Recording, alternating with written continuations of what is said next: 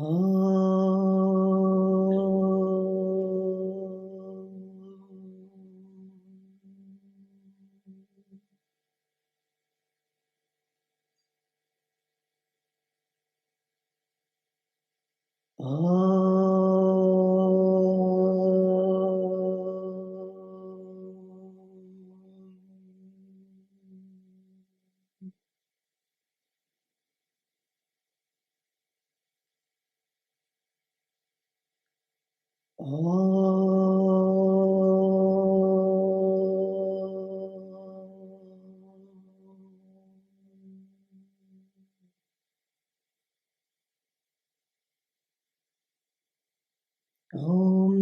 Sahana Vavatu Sahana Bhunatu Sahaviryam Garavavahai Tejasvinavaditamastu Mavid Vishavahai. Om Shanti Shanti Shanti. Guru Brahma Guru Vishnu Guru Devo Maheshwara Guru Deva Param Brahma Tasmai Shri Gurave Namaha. Chinmayam Yapi Yat Sarvam Trailokyam Sacharacharam Tatpadam Darshitam Yena Tasmai Shri Gurave Namaha. Om Shri Chinmaya Sadgurave Namaha. Om Shri Chinmaya Sadgurave Namaha. Om Shri Chinmaya Sadgurave Namaha.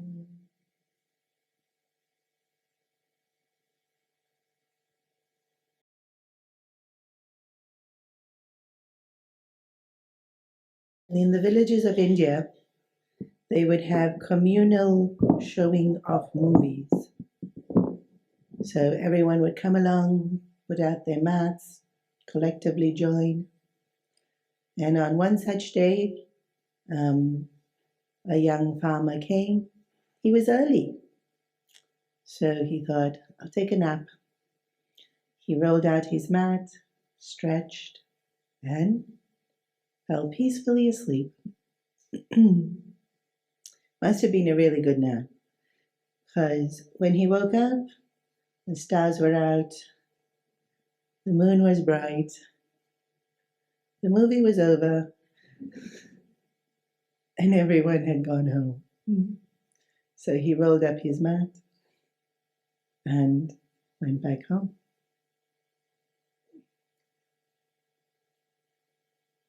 Our lives, we come into this birth. We're not starving. We're not worried about the basics to keep us alive. The things we worried about are the extra ones.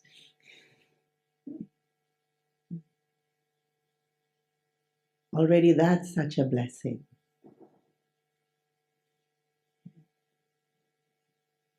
And then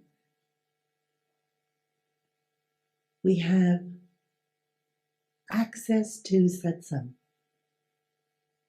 I mean, of course, we have this beautiful kirtiya with all its modern facilities and comforts and advantages. But even just YouTube, Insta, so much access we have to this knowledge. And yet, there's so much need for this knowledge. Already it's such a blessing that we have it and we have access to it. And why? Why are people still not finding their answers, not feeling the peace, contentment, love, fulfillment that they want to feel.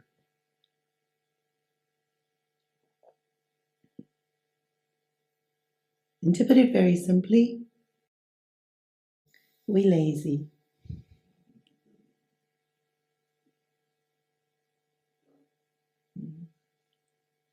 Because absolutely everything requires effort and work. You know, sometimes new city, so a little bit entertainment of walking around. How much effort to make that one cup of coffee? It's like such a process. Preparation. Everything requires preparation.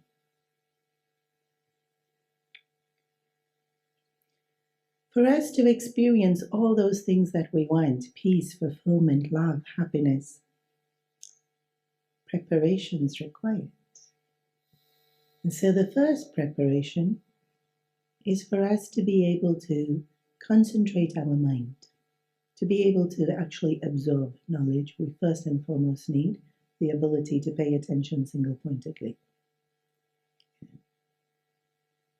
Today's world, that's a challenge. It was always a challenge, and then it became more challenging with our wonderful gadgets distracting us. And so more effort to stay single-pointed. I'll give you an example of everyday single-pointedness sadhana that we can do. I'm guilty of this all the time. I have a particular message that I need to send to someone. I pick up the phone and open and read 3 other messages and then think, but why did I pick up the phone? Who did I have to message and what did I have to say? I've forgotten because I've read the other messages, which are totally different to what my train of thought was. Although every single one of us know I can pick up the phone, send my message, and then read everything else. But we don't. We get so easily distracted. We start off with an intention, and then there's a delay in that intention getting done, or it's forgotten to get done. To just have that single-pointedness is the first preparation. Now we think, okay, I'll sit cross-legged by a beautiful meditation mat, and then that's my preparation. No, it's every single day. Every time you pick up your phone, did you send your message first? Or did you get distracted by some notification, distracted by whatever? There's so much distractions on there. And it's all work. It's all people we love. We don't think we're being distracted. It's my kid only that sent me some random picture. This can't be a distraction. It's my kid. But I didn't send the message. So, preparation all through the day, so that when I do finally sit on my fancy meditation mat and close my eyes, there's hope of meditation happening. Because mostly when we close our eyes, sleep happens. Or daydreaming happens. We either multi-pointed and thinking so many different things, or we zero-pointed and have gone into sleep. Concentration. This preparation isn't a one-off. If we go back to the whole beauty routine preparation, or the fashion routine preparation, or the coffee routine preparation, we don't do it once. It's ongoing. Every day, sometimes several times a day. And so the single-pointedness of mind, this preparation, practice, getting ready, is ongoing all throughout the day. Then the second preparation we need is to purify the mind. Because the more concentrated we get, the more powerful the mind gets, the more powerful we are. Power does an interesting thing to us. And power doesn't mean necessarily even power over other people, even just power in the sense that now I can. Yeah. When we have the kids' classes, and if you get one kid the job to do something, and you give them that power, interesting to watch what happens to them. So naturally, power does that to us. So the very closely second thing we have to do is purify the mind. Purify means to make sure we maintain our humaneness.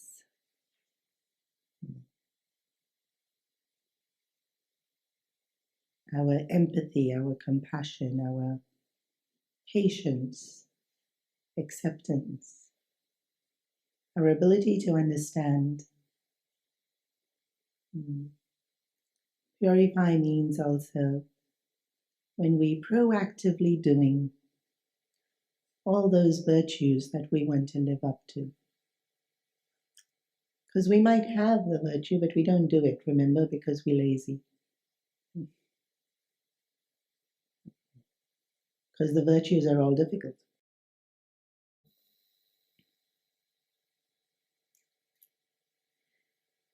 And traditionally, after doing those two, only you can step through the door to come to learn spirituality. Those two have to be done first, huh? We don't even go to Guru until this is mastered. Of course, this is Kali Yuga. So we don't go to Guru, we watch on YouTube.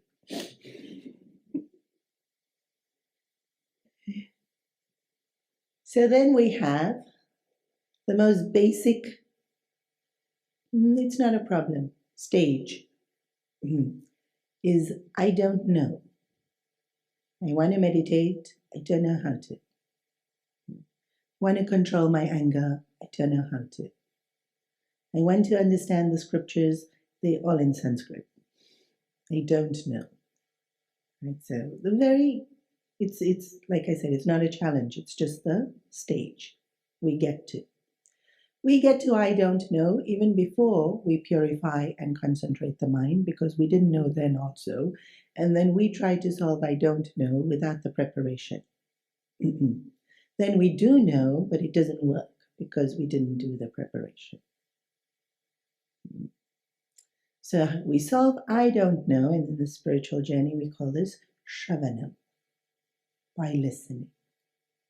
We listen to scriptures, listen to satsang. Shravanam is incredibly powerful. If the mind is already prepared, Shravanam is all that's required. Just listening. And in the Upanishads, the student comes to Guru. Guru says one sentence. Done. Because preparation was already done in continuous everyday life efforts of purifying the mind, concentrating the mind. I didn't give an example of purifying the mind. I gave example of concentrating the mind. Example of purifying the mind in everyday life is there's many. Something as simple as to let someone finish speaking before I speak.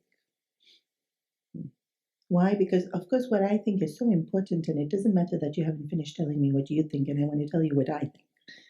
And, of course, what I think is better than what you think and more right. So it doesn't matter what you think, you're me. Or it just could be, that wanting of attention. And so what you're saying is beautiful, but give me attention.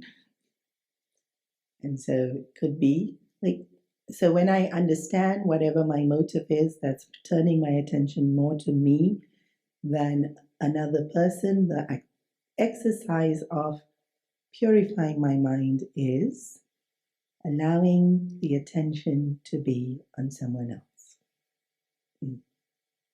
Like, this is not even immense selflessness of give away all your wealth. No, this is just let them finish talking. Everyday activity of purifying the mind. But when I'm doing it consciously, deliberately, to understand that they are as important, what they're saying is as important. And maybe if not important, it's okay. I can still listen to it even if it's not important. Because purifying my mind is important. And so, like I said, that's one example. There's many things we can do throughout the day to prepare us in concentrating our mind, purifying our mind, and then Shravanam, to listen with the intent to understand. Because we can listen just curious. We can listen because there's nothing else to do. But listening with the intent to understand is Shravanam.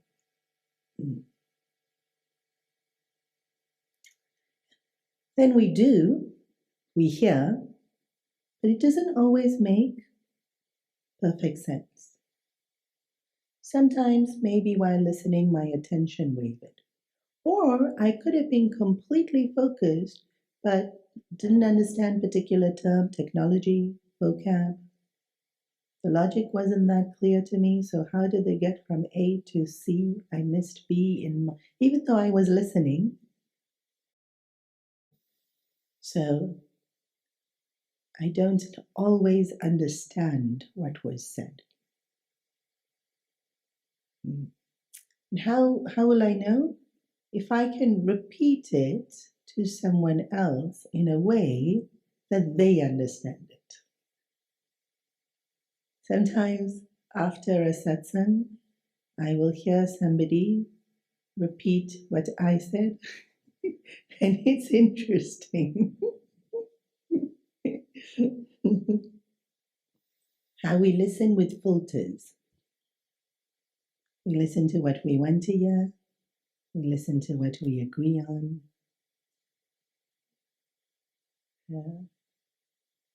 We listen to it in a way which we already know.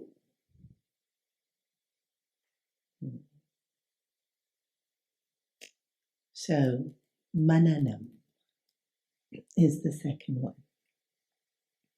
After listening, to churn, contemplate, but to churn what was said. Gurudev created study classes for that purpose. Churning what I've already, when I discuss it with other people, hear their opinions, be able to ask them questions, or I answer questions, is a way of churning. And in London, you'll have so many study classes, which is such an incredible blessing already. Churning. I don't understand. So it's not I don't know anymore, I don't understand. And a lot of us get until here. We get to, I understand. I don't experience it.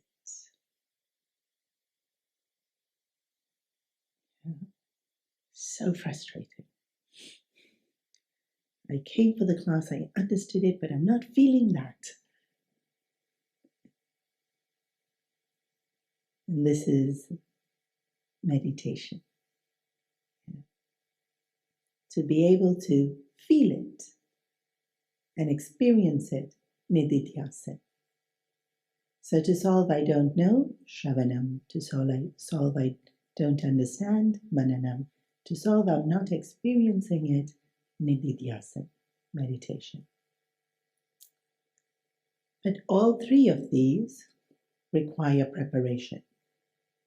Shravanam requires preparation because we don't always hear correctly or wholly, rather. We do hear, but we don't hear all of it in the import of which it is said. What was the preparation? Purifying the mind, concentrating the mind.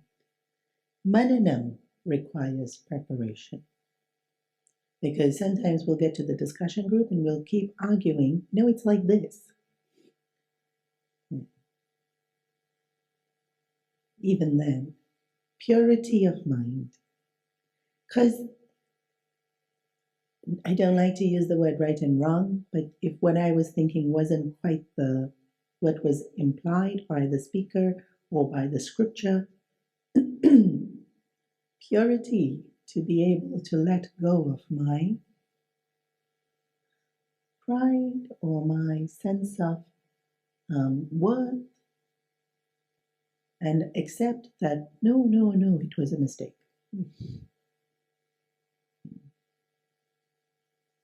Purity, and it's serving me. Usually we think purity is me being nicer to everyone else, but purity serves me.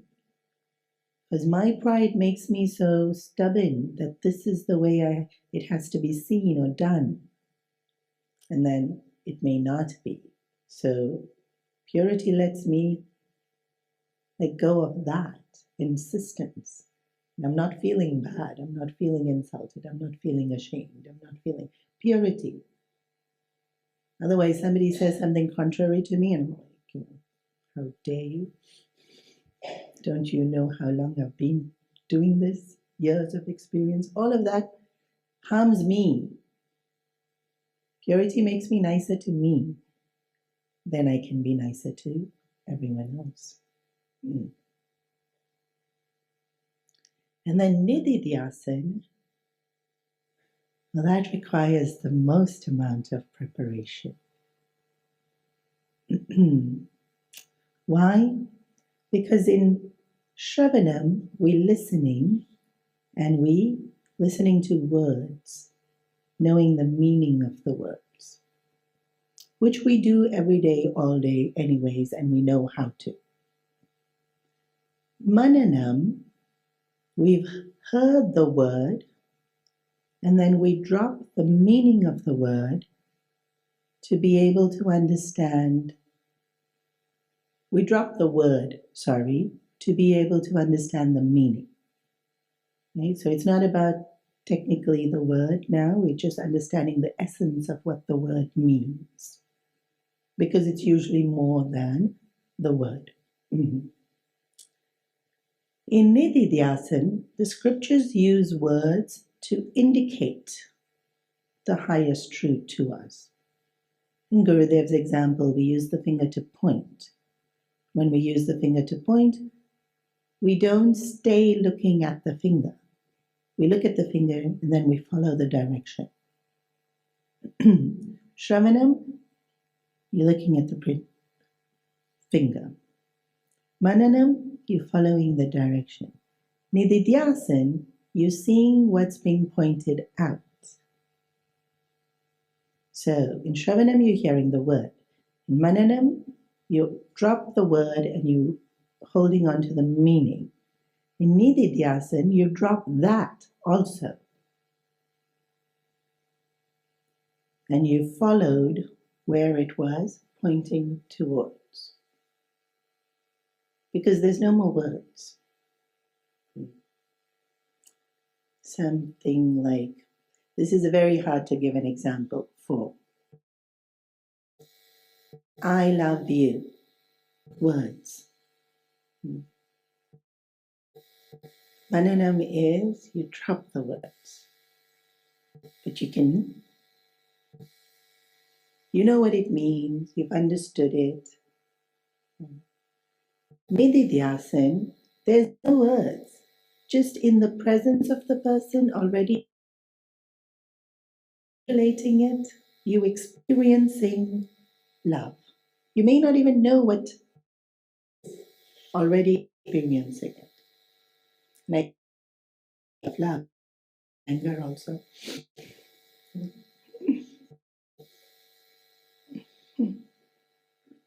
So,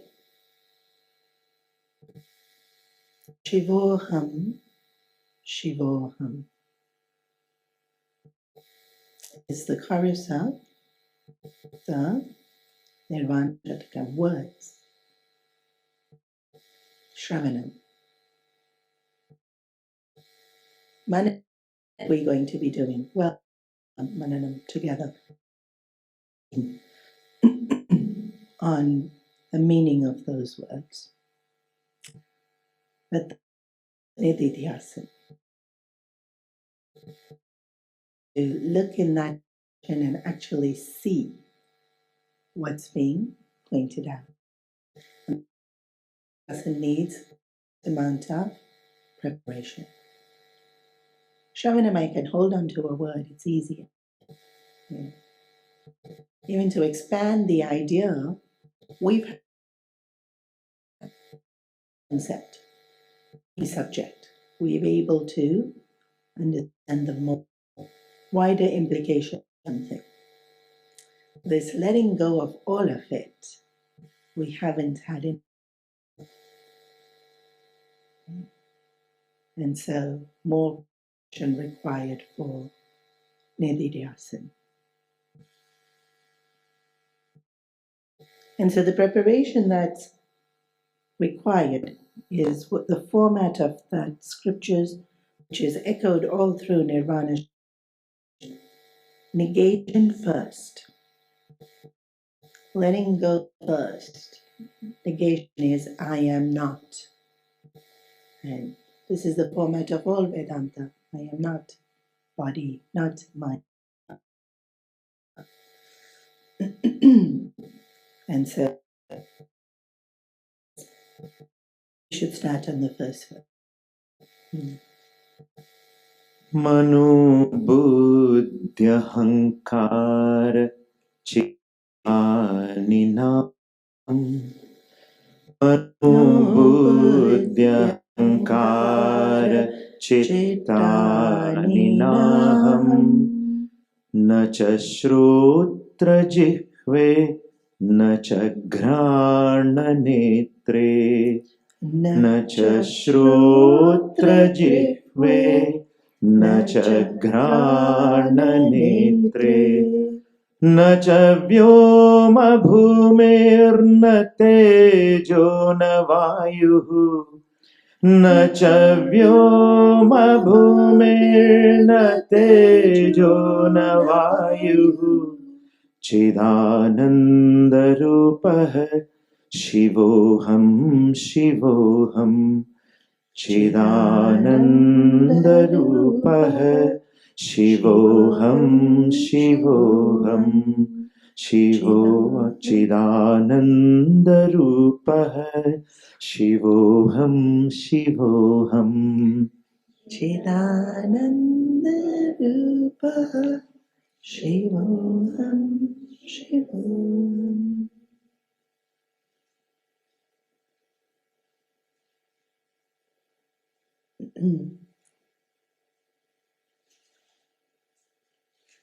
As part of preparation, here cleaning is a good idea. Sometimes we have to take out or remove what's already there.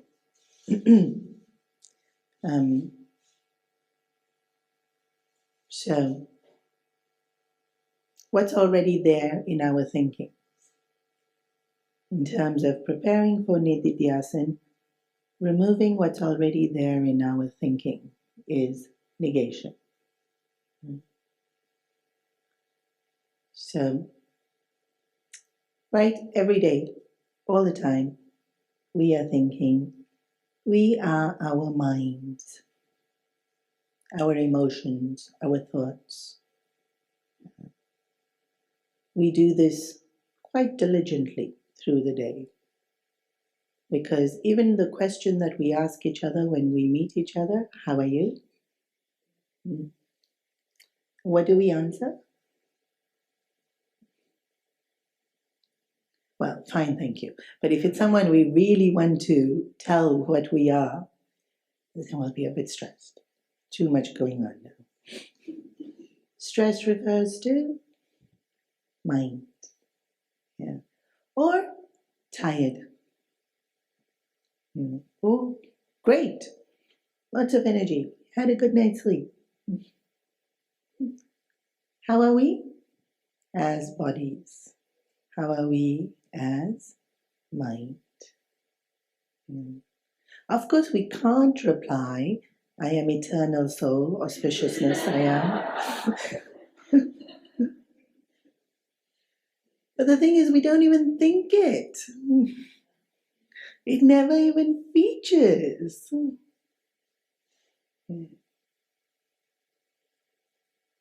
Sometimes after listening to satsang, how are you? Blessed. Grateful. Or more people say, can't complain. I want to complain.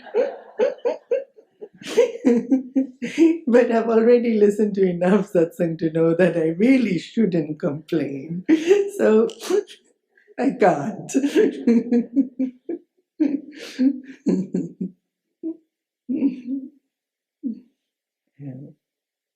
So quickly, when we're replying, how are you? Like if we really honestly replying it, goes to body, but more often than not, it goes to mind. Right? And even though we're not honest in our reply to other people, we say it to ourselves. Right? Not content, not feeling challenged, feeling distracted.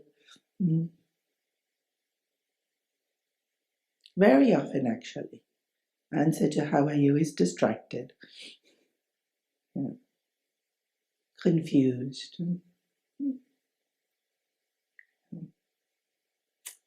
So, Nirvana Shatakam doesn't start with I am not body. It starts with I am not the mind. And so the whole line, Mano Buddhi Ahankara Chit, is when we study Tattva Bodh, Atma Bodh, we know these are called the inner equipments. Subtle body gets divided into, it's basically all the ways in which we think. Mind is emotional way of thinking, which actually we do a lot of. We might like to pride ourselves in thinking we are very logical people, but emotional thinking, a lot of emotional thinking happens all through the day because we don't like what that person says and we want things to go our way. And wanting is emotional, liking is emotional, or it leads to emotions. Buddhi, that's our logical thinking, which also happens, fortunately, a fair bit of the day. Fastest route to Chinmaya Kirti. Logical thinking. It does happen. How to optimize using certain gadgets, resources. We do use buddhi often enough. Chit. Can mean memory in this context, can also mean consciousness. But usually in terms of faculty of thinking, it's referring to memory, which governs so much of our thinking. Even language is memory, which is why sometimes we're struggling to find the word. And ahankar is our assertion of who we are. It's not pride, it's our sense of self. And so it's the clothes you chose to wear this morning, your representation of sense of self, or your DP on your phone, sense of self, the way you articulate yourself, sense of self. So ahankar isn't I'm arrogant, proud, yelling, screaming at people. It's just even me sitting there.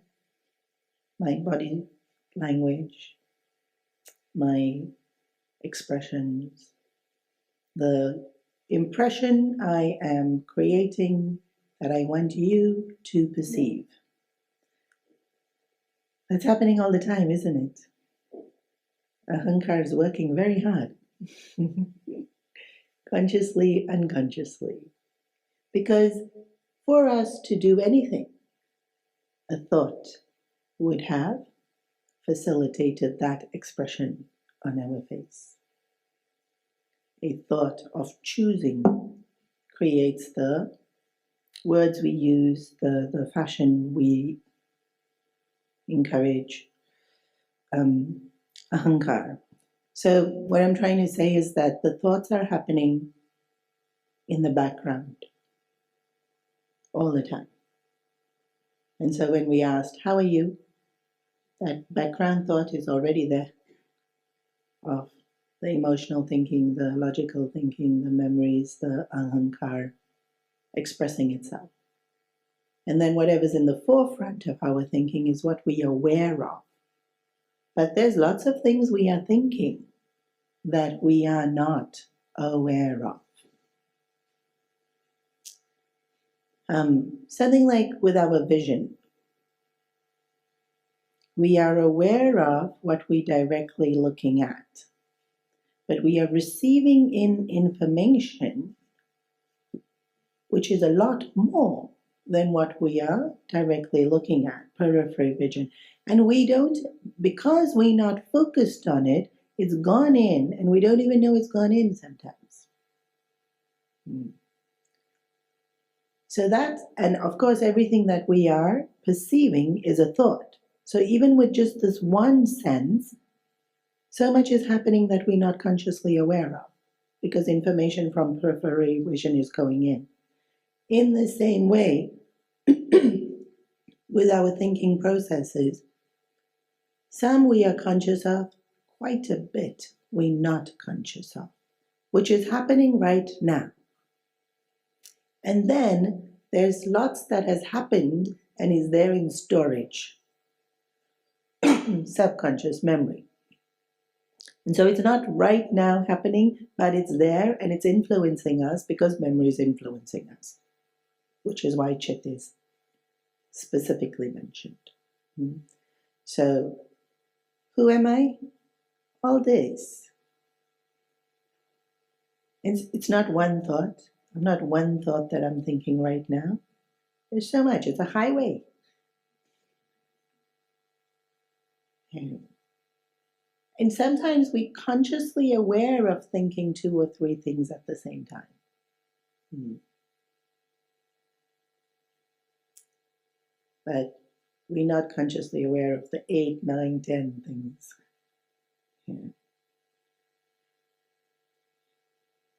So,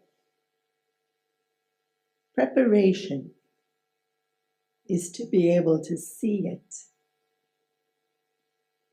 know it's there. Because I'm not able to remove it if I don't know it's there. And so that quietness of mind to be able to see all that is there in my mind is nididhyasa.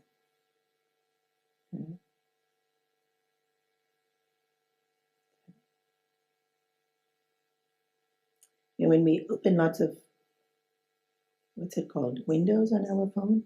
Tabs. And some people don't know to delete them. This is one of my favorite things to do. Take people's phones and delete them. I love deleting. Sometimes we don't even know it's there. Then we don't know it's using up battery, causing lags. In our gadgets, that's what happens. It causes lags. Same thing happens in our minds. It's using up energy. We're getting tired. We don't even know it's happening because we're not even consciously aware of those thoughts. And it causes lags. Lags means I lose my alertness or vibrancy, my creativity, depending on the situation, depending on the different kind of thoughts that are there in my mind. Nididhyasana is this ability to be quiet, to even see all of it, and then I will very instinctively, naturally let it go. So that thought is now no longer, sometimes it's not required. A lot of times it's not required. And so it need not take space. Empty, empty, empty. Negation is emptying, letting go. Why? So that space can be made. Even though our mind is not a physical thing, we can still think about it in terms of space. It's filled up. Right now, filled up with all these thoughts that we don't even know are there. Some we know, some we don't know. To empty it out. And in nature, we can never leave anything void. Right? Void always gets filled up. You empty out a drawer, you end up filling it up. Just nothing stays void. Even in space, nothing stays void. It gets filled up. Space literally grows to fill up void. It's very fascinating at the quantum physics level, but we'll stick to mind. And so assertion in the process of nididhyasana is Chidananda Rupaha Shivoham Shivoham. I'm going to very quickly do the 2 lines that I didn't do. I'm not going to be able to go into the details of the verse, words, but we'll cover the essence of the verse. Nashotra jifwe na krana netre is referring to the sense organs. So I'm not the thinking processes in the mind, nor am I the eyes, ears, nose, tongue, or the sense of sight, sense of hearing. And they linked in because our senses bring information into the mind. So senses, and then it becomes mind. So I've negated mind, but I've also negated the avenues with which the information comes into our mind. And we underestimate how much we associate with the senses. Right? Every time we're looking for food, which is how often? Yeah. And that's me identifying with taster. Who am I? Taster. In search of food. Well, not food, taste. Because I'm not in search of nutrients. I'm in search of sweet, sour, salty, spicy. I'm in search of the gratification of that sense. Or music. Right, who am I? Hearer. Whereas we won't when the scriptures say we think we are the senses, we think, who thinks they the senses? What are the scriptures saying? But we do. So much of the day. So definitely food, definitely listening, but even sense of touch. Sometimes as a form of security. With kids, it's very simple, right? They'll hold on to their teddy bear or their blanket, and so through sense of touch, they feel a sense of comfort. But we do it with mobile phones, or we do it with ourselves when we cross hands. Why? We need that comfort of feeling closed.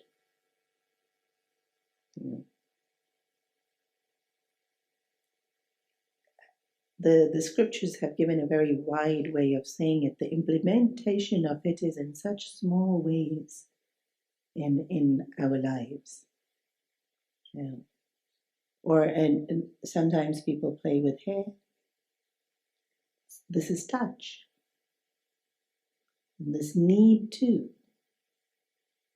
Because it gives me distraction, comfort, whatever. Right? So sense of who am I? Usually I am thinking I am mind. Linked in with sense organs. And identifying strongly with feeler, taster, hearer. If you don't think you identify strongly with hearer, when we're listening to gossip, we're very strongly identifying with hearer. Yeah.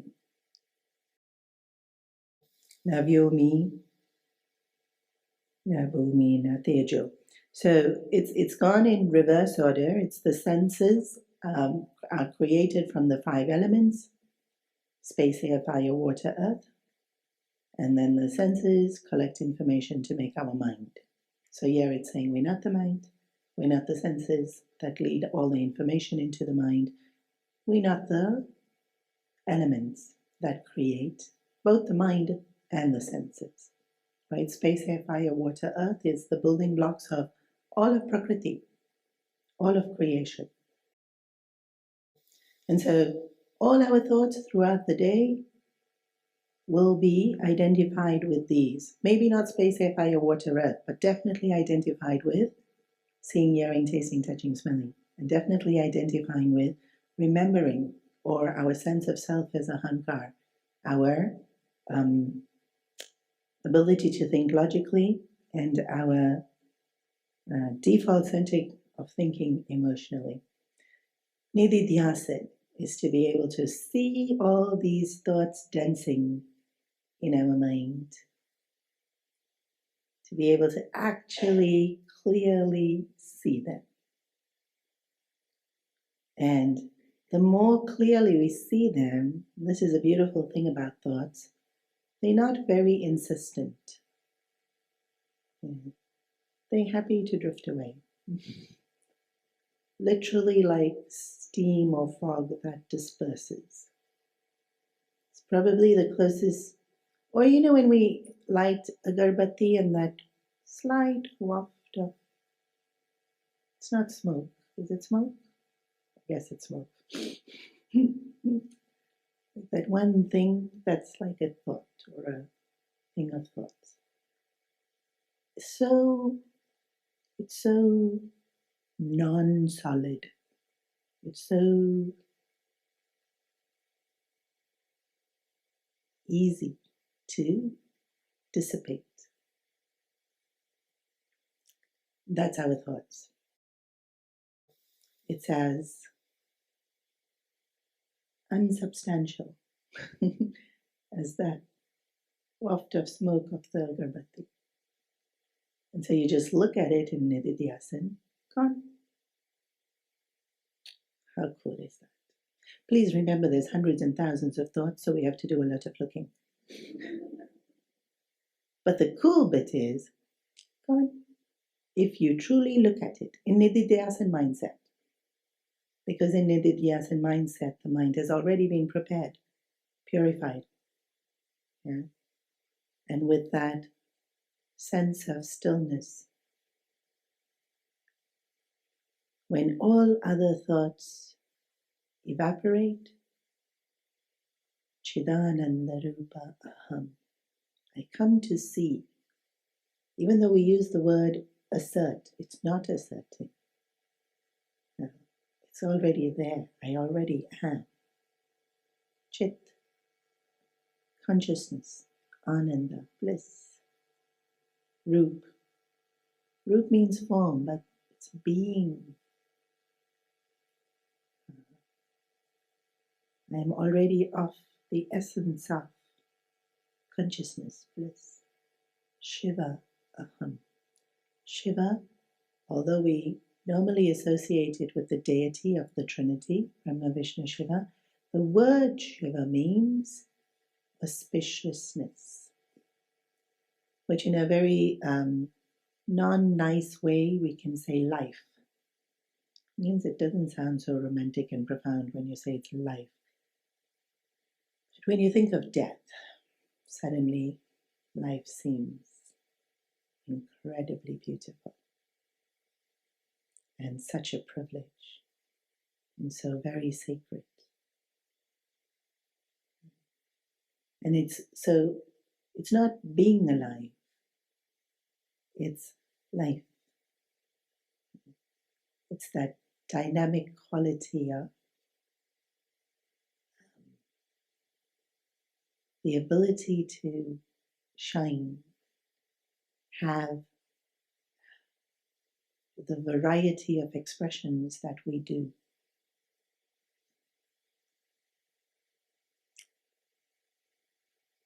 It's, when someone genuinely smiles, then they're smiling with their eyes and their whole face. That ability that those same eyes can be so non-eventful, but when they smile can light up. That lighting up is Shiva. It's also Chit, synonymous, but it's Shiva. That whole face transforming into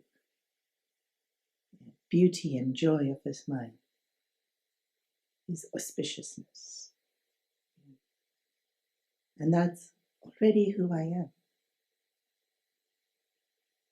But I'm not experiencing it because there's these layers and layers and layers of mana, buddhi, chitta, hankar, senses. And so to first remove and then to see what is already there happens in the seat of meditation. So we've just made a start, and this is really just a taste of the depth and beauty of Nirvana Shatakam. But we'll pause here